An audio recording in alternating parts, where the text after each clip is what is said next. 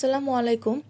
আজকে আমি আলোচনা করব অনার্স তৃতীয় বর্ষের মেকানিক্স বইয়ের চ্যাপ্টার 4 বস্তু সময়ের গতি এই অধ্যায়ের এই উপপাদ্যটি কৌণিক ভরবেগের নিত্যতা। এটি ন্যাশনাল ইউনিভার্সিটিতে বিগত 10, 14, 17 এবং 19 সালে এসেছিল। খুবই গুরুত্বপূর্ণ একটি উপপাদ্য। এটি এখন আমি প্রমাণ করব। তো প্রথমে আমরা যে কৌণিক ভরবেগের যে নিত্যতা নীতির যে বর্ণনাটা এটা আমরা লিখব, লেখার পরে প্রমাণটা করব। বর্ণনাটা হচ্ছে, যদি কোনো নির্দিষ্ট বিন্দু বা অক্ষ সাপেক্ষে বাহ্যিক বলের ভ্রামকের যোগফল শূন্য হয়। কোনো একটা নির্দিষ্ট বিন্দু হতে পারে বা অক্ষ হতে পারে, এর সাপেক্ষে যদি একটা বস্তুর বাহ্যিক বলের ভ্রামকের যোগফল শূন্য হয়, তবে ওই বিন্দু বা অক্ষ সাপেক্ষে বস্তুর কৌণিক ভরবেগ হবে ধ্রুবক। এখন আমরা এই উপপাদ্যটা কি করব, আমরা বর্ণনা অনুযায়ী কি করব, প্রমাণ করব। প্রমাণ: ধরি m1, m2 ইত্যাদি ভরের কতগুলো বস্তুর স্থানাঙ্ক। m1 ভরের স্থানাঙ্ক হচ্ছে x1, y1 এবং m2 ভরের জন্য স্থানাঙ্ক হচ্ছে x2, y2। তারপরে আরো অনেকগুলো বস্তু থাকতে পারে, এগুলো আমরা ধরে নেইনি, তাই আমরা ইত্যাদি লিখে দিয়েছি। এখন এই বস্তুগুলোর উপর যদি বাহ্যিক বল প্রয়োগ করা হয়, তাহলে কি হবে? অক্ষদ্বয়ের সমান্তরালভাবে যাদের উপাংশ হবে x1, y1, x2, y2 ইত্যাদি। এটা যদি আমি চিত্রের সাহায্যে ব্যাখ্যা করি, দুইটা অক্ষ এঁকে নিই, x অক্ষ, এটা হচ্ছে y অক্ষ, ও মূলবিন্দু m1, m2 ভর। এই যে একটা m1 ভর, এটা যদি m2 ভর আঁকি, আর একটা ধরে m3 ভর, m4 ভর আঁকি, m1, m2, m3, m4। m1 এর স্থানাঙ্ক কত দেওয়া আছে? x1, y1, এটা হবে x2, y2, এটা হবে x3, y3, এটা হবে x4, y4। এখন এই যে এতটুকু পর্যন্ত। এখন বস্তুগুলোর উপর যদি বাহ্যিক বল, এই বস্তুর উপর বাহ্যিক বল প্রয়োগ করা এবং এই বস্তুর উপর বাহ্যিক বল প্রয়োগ করা, তাহলে অক্ষদ্বয়ের সমান্তরালভাবে, এটা হচ্ছে x অক্ষ, এটা হচ্ছে y অক্ষ। এখন m1 ভরের ক্ষেত্রে যদি আমরা বিবেচনা করি, অক্ষদ্বয়ের সমান্তরালভাবে এটা হবে x অক্ষের সমান্তরাল, এটা হবে y অক্ষের সমান্তরাল। অক্ষদ্বয়ের সমান্তরালভাবে যাদের উপাংশ হবে x অক্ষ এবং y অক্ষ, অক্ষদ্বয়ের সমান্তরালভাবে যাদের উপাংশ হবে কি x1, ক্যাপিটাল x1, y1। আবার একইভাবে m2 ভরের ক্ষেত্রে এটা হবে x2, ক্যাপিটাল x2, y2। একইভাবে m3 ভরের ক্ষেত্রে হবে x3, y3, m4 এর ক্ষেত্রে হবে x4, y4। আশা করি এতটুকু বুঝতে পারছেন। এখন আমরা আরো ধরে নিব m1, m2 এই যে ক্ষুদ্র ক্ষুদ্র ভরের বস্তুগুলা ইত্যাদি ভরের ক্ষুদ্র বস্তুগুলোর উপর পরস্পরকে প্রশমনকারী ক্রিয়া ও প্রতিক্রিয়া বলের উপাংশ। পরস্পরকে প্রশমনকারী কি? একটা বস্তুর উপর যখন একটা বাহ্যিক বল প্রয়োগ করা হবে, তখন বস্তুটাও কিন্তু কিছুটা বস্তুটার প্রতিক্রিয়া বল কাজ করবে। m1 ভরের বস্তুটাও কি করবে? একটা প্রতিক্রিয়া বল কাজ করবে, আর বাহ্যিকভাবে যদি ক্রিয়া বল কাজ করা হয়। এটাই বলছে যে পরস্পরকে প্রশমনকারী ক্রিয়া ও প্রতিক্রিয়া বলের উপাংশ অক্ষদ্বয়ের সমান্তরালভাবে, এটাও কি হবে? অক্ষদ্বয়ের সমান্তরালভাবে হবে, যেমন x অক্ষের সমান্তরাল, y অক্ষের সমান্তরাল, এটা হবে x1 প্রাইম, y1 প্রাইম, তারপরে x2 প্রাইম, y2 প্রাইম ইত্যাদি। এটা আমরা আবারও দেখে নিই। বস্তুগুলোর উপর বাহ্যিক বল হচ্ছে x1, y1 1 দ্বারা, আর যদি পরস্পরকে প্রশমনকারী ক্রিয়া ও প্রতিক্রিয়া বলের উপাংশ বলা হয়, এটা হচ্ছে prime, x1 prime, y1 prime, এটা হচ্ছে ক্যাপিটাল XY। এটা মনে রাখবো। আমরা লিখব বস্তুর গতির সমীকরণ।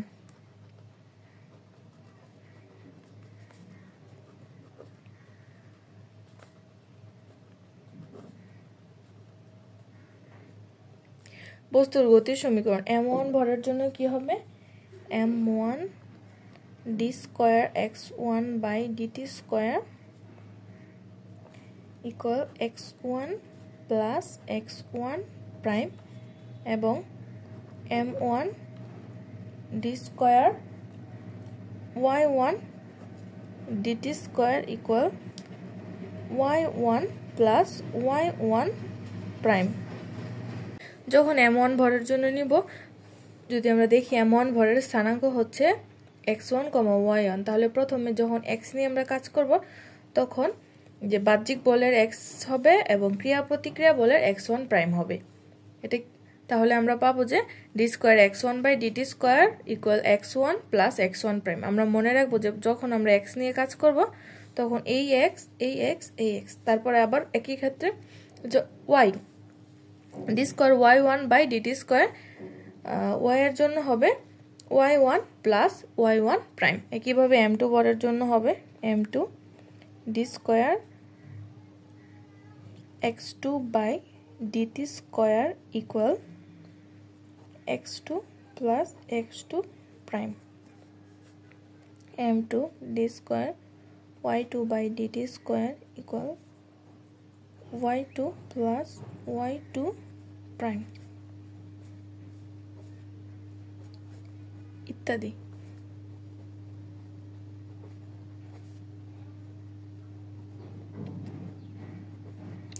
এখন আমরা এই সমীকরণটাকে দিব 1 নং সমীকরণ, এই সমীকরণটাকে দিব 2 নং সমীকরণ। 1 নং 2 নং। এখন আমরা এই 2 নং সমীকরণটাকে, যেহেতু এটা y আছে তাই আমরা এটাকে x1 দ্বারা গুণ করব, x1 দ্বারা গুণ করব, আর এটার মধ্যে x আছে তাই আমরা এটাকে y1 দ্বারা গুণ করব। গুণ করে 2 নং থেকে 1 নং বিয়োগ করব। আমি আবার বলি, যেহেতু এখানে y1 আছে তাই এটাকে আমরা x1 দ্বারা গুণ করব, গুণ করে আবার 1 নং সমীকরণে যেহেতু x1 আছে এটাকে y1 দ্বারা গুণ করে 2 নং থেকে 1 নং বিয়োগ করব। তাহলে এখন আমরা কি পাবো, m1 দুইটা থেকে কমন যাবে m1। এখানে যদি x1 গুণ করি তাহলে হবে x1 d² y1/dt² মাইনাস, এখানে যদি y1 গুণ করি তাহলে y1 d² x1/dt² ইকুয়াল, এটার সাথে x1 গুণ x1 * y1 + x1 y1 prime equal x1 * y1 + x1 * y1 prime. আবার এটার সাথে কি হবে, y1 গুণ হবে কিন্তু বিয়োগ হবে, তাহলে হবে মাইনাস y1 * x1, আবার মাইনাস y1 * x1 প্রাইম।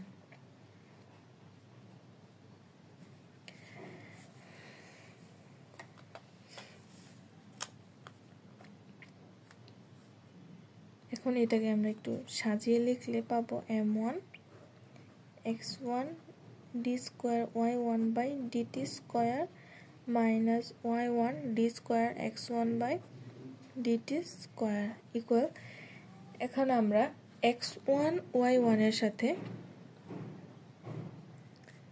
নিব মাইনাস y1 x1, মানে প্রাইম ব্যতীত যেগুলো আছে এগুলোর একসাথে এবং প্রাইমের গুলাকে একসাথে রাখবো।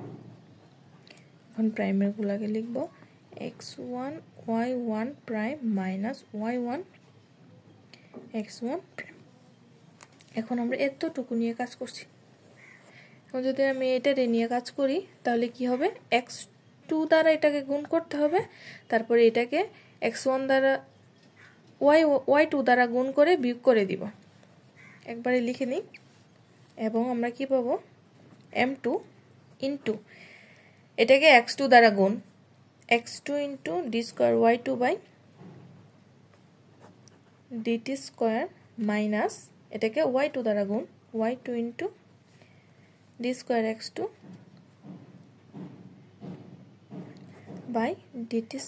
ইকুয়াল, আমরা কি পাবো, ইকুয়াল পাবো, এটাকে হবে আমাদের গুণ করতে হবে x2 দ্বারা x2 y2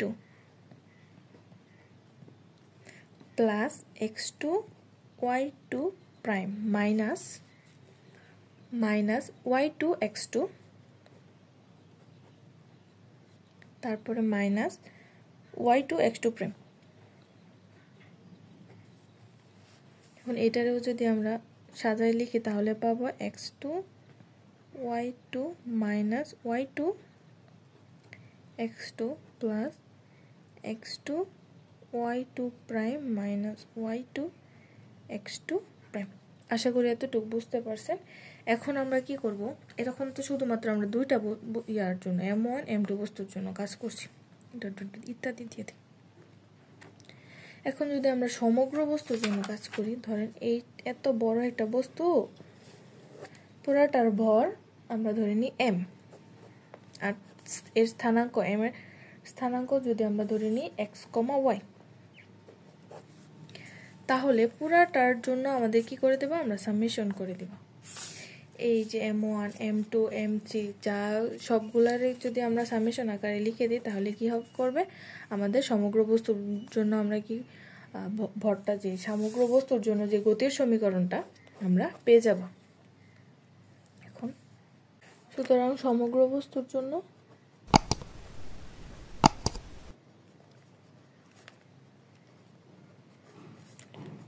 summation m,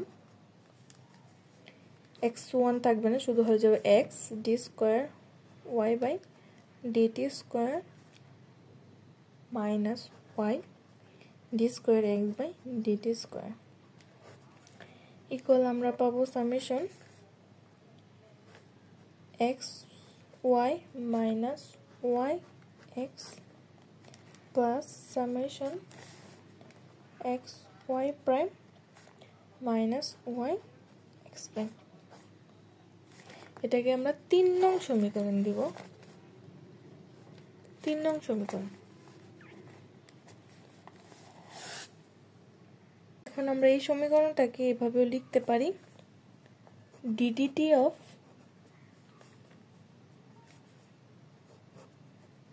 summation m x dy dt minus y dx dt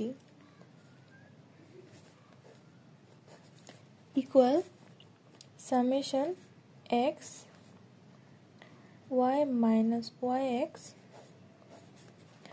plus summation xy prime minus yx prime। এটাকে আমরা 4 নং সমীকরণ দিই। এখন যদি একটু ভালো করে খেয়াল করেন, এখন এই লাইনটা থেকে এই লাইন আমরা কিভাবে পাইছি। এখন যদি আমরা এইটাকে যদি আমরা অন্তরীকরণ করে দিই, দেখেন ddt of summation m x dy dt minus y dx dt। এখন যদি আমরা এই লাইনটাকে অন্তরীকরণ করি, এটা হচ্ছে u, এটা v, uv আকারে হবে সামেশন m, প্রথমে u কে রেখে v কে অন্তরীকরণ, তাহলে হবে x into d square y by dt square, তারপরে আবার প্লাস dy বাই dt, মানে v স্থির, u কে অন্তরীকরণ, x কে যদি আমরা ddt অফ এর সাপেক্ষে যদি x কে যদি আমরা অন্তরীকরণ করি, তাহলে আমরা পাবো dx dt। একইভাবে আমরা যদি আবার এই পাশে অন্তরীকরণ করি, তাহলে আমরা u v মাইনাস u হবে y, y কে রেখে dx বাই dt কে অন্তরীকরণ করলে পাবো d square x by dt square, আবার যেহেতু মাইনাস আছে তাই মাইনাস হবে। এখন আমরা dy dt কে স্থির রাখবো, v কে স্থির রাখবো, u কে অন্তরীকরণ করলে পাবো dy বাই dt।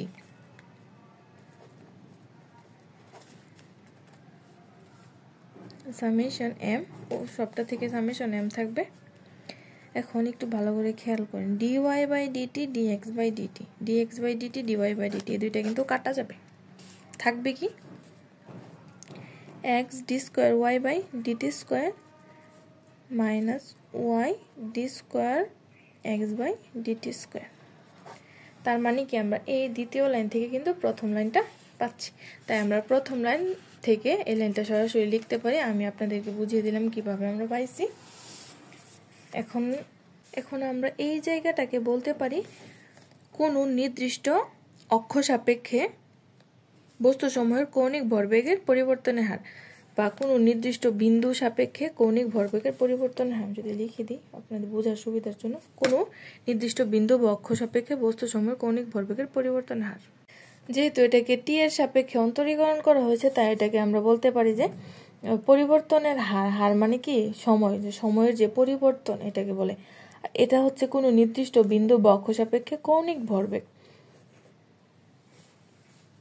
যদি উপপাদ্যটা আমরা আবার একটু দেখি, যদি কোনো নির্দিষ্ট বিন্দু বা অক্ষ সাপেক্ষে বাহ্যিক বলের ভ্রামকের যোগফল শূন্য হয়, এখানে এই সমীকরণটার মধ্যে বাহ্যিক বলের ভ্রামকের যোগফল হচ্ছে এটা একদম সরাসরি শূন্য হবে। আর এটাকে আমার কি করতে হবে? শূন্য বানাতে হবে। আশা করি বুঝতে পারছেন। এটা সরাসরি শূন্য হবে, কারণ উপপাদ্য থেকে আমরা সরাসরি পাই যে কোনো নির্দিষ্ট বিন্দু বা অক্ষ সাপেক্ষে বাহ্যিক বলের ভ্রামকের যোগফল। এটা হচ্ছে ভ্রামকের যোগফল, এটা ভ্রামক। আর যেহেতু সামেশন আছে, সবগুলো ভ্রামকের যোগফল শূন্য বলা আছে। আর এইটাকে আমরা শূন্য বানাবো, তাহলে কি পাওয়া যাবে? তবে উক্ত বিন্দু বা অক্ষ সাপেক্ষে কৌণিক ভরবেগ ধ্রুবক। এই যে উক্ত বিন্দু বা অক্ষ সাপেক্ষে কৌণিক ভরবেগ, এটা হচ্ছে কৌণিক ভরবেগটা, শুধু মাঝের জায়গাটা কিন্তু কৌণিক ভরবেগ। আর এটা হচ্ছে পরিবর্তনের হার। এই মাঝের জায়গাটা কি হবে? শুধু ধ্রুবক হবে। আমাদেরকে এটা প্রমাণ করতে হবে। আশা করি আপনারা বুঝতে পারছেন। এখন x, y বিন্দুতে অবস্থিত কোনো ভেক্টরের উপাংশ ক্যাপিটাল X এবং ক্যাপিটাল Y হলে মূল বিন্দুর সাপেক্ষে উহার ভ্রামক হবে কি? Small x capital Y minus small y into capital X। যদি আমরা দেখি, এটা মূল বিন্দু, x অক্ষ y অক্ষ, x, y বিন্দু। কোনো এই বিন্দুতে যদি ভেক্টরের উপাংশ ক্যাপিটাল X ক্যাপিটাল Y হয়, তাহলে এই যে মূল বিন্দুটা, এই মূল বিন্দুর সাপেক্ষে উহার কি হবে? ভ্রামকটা হবে x y minus y capital X।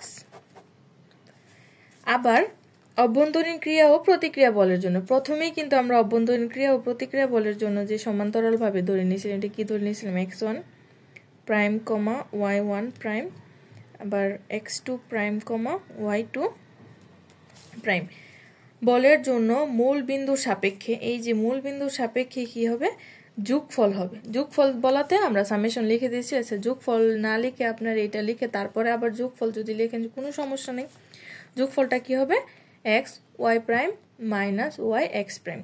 এরা কি যুগ্মভাবে সমান ও বিপরীত। তো যুগ্মভাবে সমান ও বিপরীত হলে কি হবে?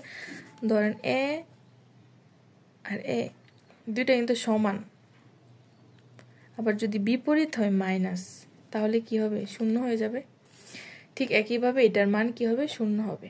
এখন আমরা এই যে এই সমীকরণটাতে 4 নং সমীকরণে আমরা কি পাইছি? Summation x y prime minus y x prime, এটার মান কিন্তু আমরা সরাসরি শূন্য পাইছি। আর এটা কি? এটা হচ্ছে কিন্তু ভ্রামক, মূল বিন্দুর সাপেক্ষে উহার ভ্রামক। ভ্রামকের হিসাব পরে করব, প্রথমে আমরা এই হিসাবটা করব। এটা শূন্য বসিয়ে দিব। তো সুতরাং 4 নং সমীকরণ হতে পাই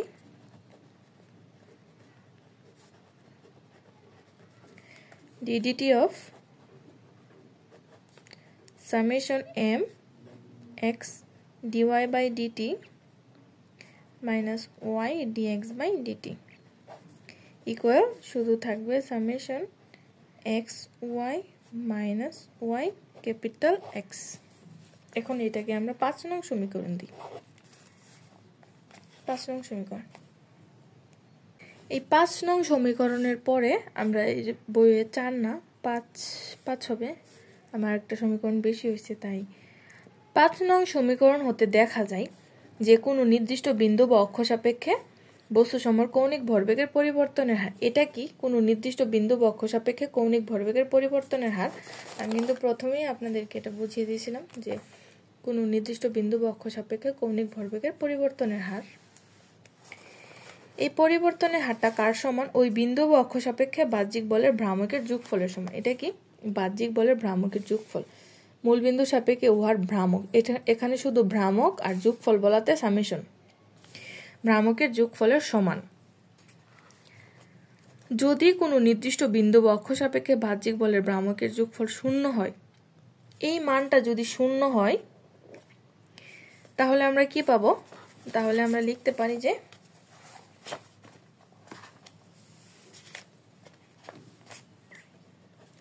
ddt of summation m x dy by dt minus y dx by dt equal 0। এখন উভয় পাশে যদি আমরা সমাকলন করি কি হবে, অন্তরীকরণের যে চিহ্নটা এটা উঠে যাবে, থাকবে summation m x dy by dt y dx by dt equal integration of 0 dx মানে আমরা কি জানি, যে কোনো একটা ধ্রুবক। তাহলে আমরা কি লিখতে পারি, শূন্য এর পরিবর্তনে ধ্রুবক লিখব। আমাদের কিন্তু এটাই বলছে, এটাই কিন্তু আমাদের যে প্রমাণ করতে বলছে। আবার দেখাই, প্রমাণে বলছে যে যদি কোনো নির্দিষ্ট বিন্দু বা অক্ষ সাপেক্ষে বাহ্যিক বলের ভ্রামকের যোগফল শূন্য হয়, এই যে বাহ্যিক বলের ভ্রামকের যোগফল আমরা শূন্য ধরছি, এই যে শূন্য ধরছি, শূন্য ধরার পর আমরা কি পাইছি, তবে উক্ত বিন্দু বা অক্ষ সাপেক্ষে বস্তুর কৌণিক ভরবেগ ধ্রুবক। কৌণিক ভরবেগ কিন্তু এটা, আর এইটা হচ্ছে কৌণিক ভরবেগের পরিবর্তনের হার। তাহলে আমরা কি পাইছি, নির্দিষ্ট বিন্দু বা অক্ষ সাপেক্ষে কৌণিক ভরবেগ ইকুয়াল ধ্রুবক। এটাই হচ্ছে কৌণিক ভরবেগের নিত্যতা নীতি।